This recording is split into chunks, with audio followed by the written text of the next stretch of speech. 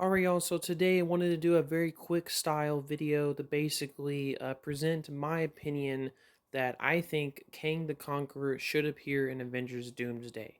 Not as a big role, not as the villain of the movie, of course, but, in some kind of capacity in the upcoming Avengers movie.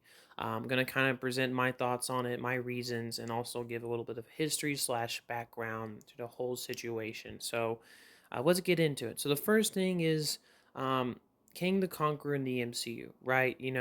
After Endgame, the Infinity Saga was a huge success. Marvel tried to prop up Kang the Conqueror from the comics as the next big villain, especially since their next focus in their next saga, so to speak, was the multiverse saga. And they wanted to position Kang as the big Thanos like character, the big villain. They got Jonathan Majors to play him, which, by the way, he was great as Kang. Kang, if I'm saying his name correctly. He, portrayed him with such, intrigue, and the gravitas of his performance was so great. He was, in my opinion, one of the huge standouts of many post Endgame movies. Even if the movies themselves weren't that amazing, he was always a highlight and a good thing about them. I really enjoyed his performance in the Loki series. I really enjoyed his performance in Ant-Man 3.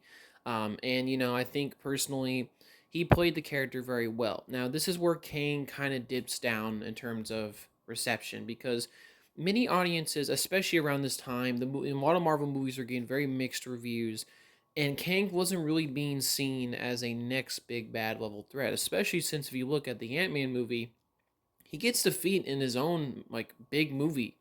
Ant-Man kind of just beats him and he gets sucked into a pipe. It's really kind of embarrassing if you think about it. I mean, like I said, I know that originally the idea was that Scott was going to be stuck in the quantum realm, right? And Kang was going to basically keep him there. That would have been a way better ending than the movie we actually got. That being said, that didn't happen. So, a lot of audiences' perceptions, including myself, I didn't really feel like Kang. I just didn't get the whole thing with him. In the Loki series, he was pretty cool, and I thought that they handled Kang a lot better than they did in the Ant Man movie.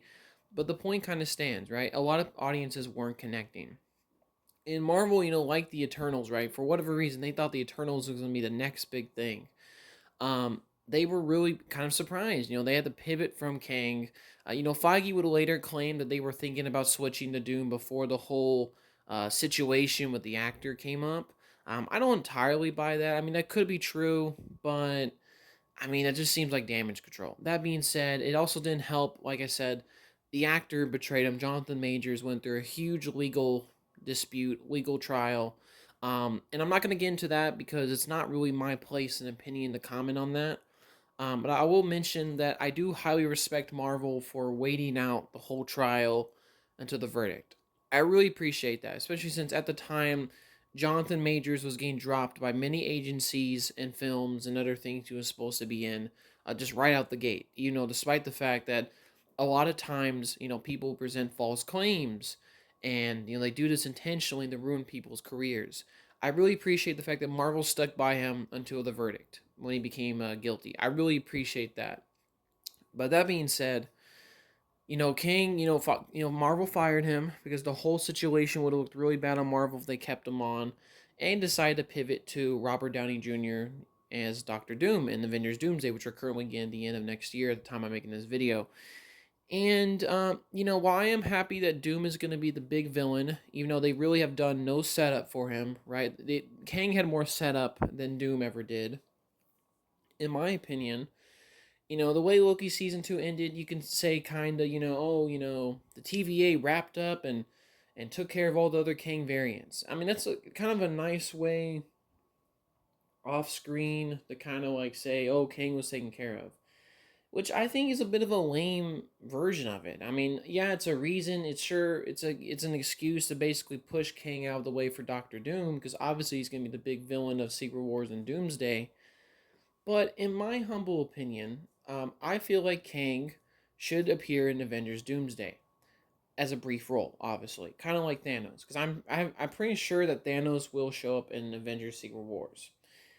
My opinion is how it really should be done. I think he should appear in the brief role to basically wrap up the Kang storyline because love it or hate it, I think we at least deserve a conclusion, like a definitive conclusion, not just saying off screen, oh, the TVA took care of it. No, no, no, no. Especially since the Kang created the TVA. Just kind of a weak excuse. In my opinion, we deserve a little bit of a conclusion to Kang's storyline. Now, do I expect Marvel bringing back Jonathan Majors? No, I don't think so. I mean, especially since, at this point, they're already filming Avengers Doomsday. We would have heard some news about Kang, right? Especially if the original actor came back to reprise his role.